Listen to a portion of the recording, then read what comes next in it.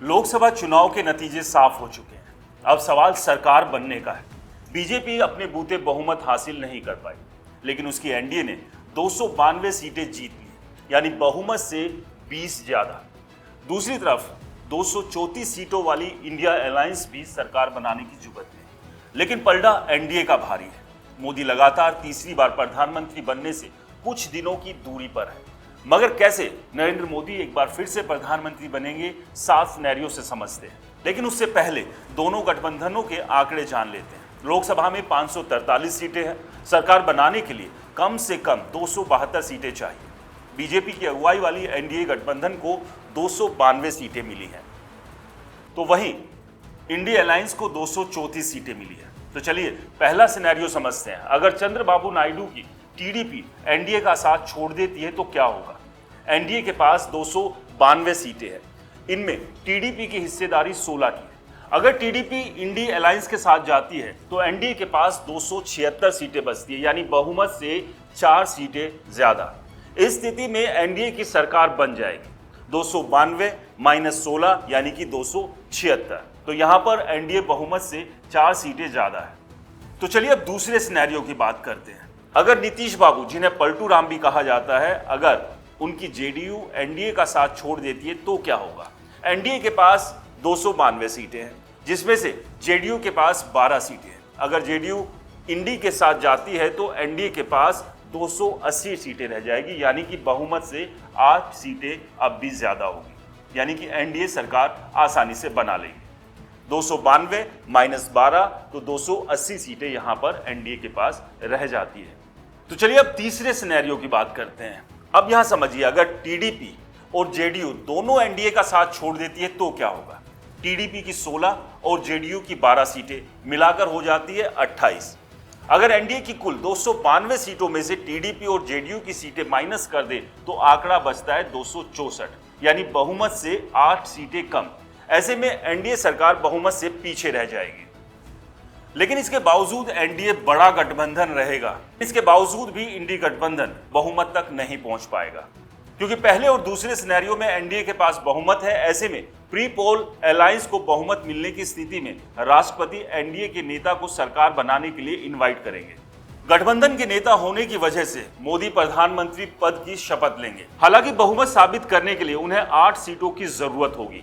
इस बार निर्दलीय और कई छोटे छोटे ऐसे दल हैं जो किसी भी गठबंधन में शामिल नहीं है। उन्हें कुल मिलाकर 18 सीटें मिली है। मोदी इन दलों या प्रत्याशियों को साथ लाकर बहुमत का आंकड़ा जुटा सकते हैं, यानी कि जो 8 सीटें टीडीपी और जेडीयू के अलग होने से कम हो रही थी वो यहां से पूरी की जा सकती है। चलिए अब समझते हैं, क्या इंडिया अलायंस की सरकार बन सकती है। अगर जेडीयू एनडीए छोड़कर इंडिया अलायंस के साथ आ जाए तो क्या होगा। जेडीयू के पास 12 सीटें हैं। अगर वो इंडिया अलायंस के साथ आती है तो इनका आंकड़ा 246 पहुंच जाएगा। इसके बाद भी वह बहुमत के आंकड़ों से 28 सीटें पीछे रह जाएगी। अब दूसरा सिनेरियो समझते हैं। अगर टीडीपी एनडीए छोड़कर इंडिया अलायंस के साथ आए तो क्या होगा। टीडीपी को 16 सीटों पर जीत मिली है। अगर वह इंडिया अलायंस के साथ आती है तो इसका आंकड़ा 250 पहुंच जाएगा। इसके बावजूद भी इंडिया गठबंधन आंकड़े से 22 सीटें पीछे रह जाएगी। तीसरा सिनेरियो, अगर जेडीयू और टीडीपी दोनों ही इंडिया अलायंस में आ जाए तो क्या होगा। टीडीपी और जेडीयू को मिलाकर 28 सीटें हैं। ये दोनों इंडिया अलायंस के साथ जुड़ती है तो आंकड़ा पहुंचता है 262। इसके बाद भी इंडिया अलायंस को 10 सीटों की जरूरत होगी बहुमत तक पहुंचने के लिए, यानी कि इस स्थिति में भी इंडिया अलायंस सरकार बनाते हुए नहीं दिखाई दे रही है। तो चलिए अब एक चौथा सिनेरियो भी समझते हैं। अगर जेडीयू, टीडीपी और लोजपा, रामविलास पासवान की पार्टी इंडिया के साथ आ गई तो क्या होगा। टीडीपी की 16 सीटें हैं, जेडीयू की 12 सीटें हैं और लोजपा, रामविलास की पार्टी की 5 सीटें हैं। इन सबको इंडी गठबंधन के साथ अगर मिला देते हैं तो इनकी संख्या पहुंचती है 267, यानी कि बहुमत से 5 सीटें कम। यानी कि इन तीनों पार्टियों के साथ आने के बावजूद इंडी अलायंस बहुमत से पीछे रह जाएगा। तो चुनाव के नंबर गेम से साफ है कि नरेंद्र मोदी तीसरी बार प्रधानमंत्री बनने जा रहे हैं। संवैधानिक रूप से भी मोदी का पलड़ा यहां पर भारी है। दरअसल भारत के राष्ट्रपति परंपरा के मुताबिक सबसे बड़े अलायंस या सबसे बड़े दल को सरकार बनाने के लिए इनवाइट करते हैं। इन चुनावों में 292 सीटों के साथ एनडीए सबसे बड़ा गठबंधन है और 240 सीटों के साथ बीजेपी सबसे बड़ा दल। अगर एनडीए के कुछ साथी साथ छोड़ देते हैं तो इंडी अलायंस बहुमत का दावा करता है, तो राष्ट्रपति अपनी संवैधानिक शक्तियों का प्रयोग करते हुए बीजेपी को बड़ा दल होने के नाते सरकार बनाने के लिए इनवाइट कर सकते हैं। एक्सपर्ट्स के मुताबिक एक बार सरकार बनाने के बाद मोदी को बहुमत जुटाने में खास दिक्कत नहीं होगी, यानी इस बार भी मोदी के पीएम बनने की प्रबल संभावना है, जिसे कि इंडी गठबंधन फिलहाल तो रोकते हुए नजर कहीं भी दूर दूर तक आ नहीं रहा है। आखिर में एक रेयरेस्ट सिनेरियो पर भी बात कर लेते हैं। इंडी गठबंधन के पास 234 सीटें हैं। अगर नीतीश कुमार की जेडीयू और चंद्रबाबू नायडू की टीडीपी एनडीए का साथ छोड़कर इंडिया गठबंधन में शामिल हो जाती है तो संख्या पहुंचती है 262। इसके अलावा निर्दलीय और अन्य छोटी पार्टियां मिलाकर 18 सांसद हैं। अगर इनमें से 10 भी इंडिया गठबंधन के साथ आ जाते हैं तो बहुमत का आंकड़ा हासिल कर लेगी और सरकार बना सकती है।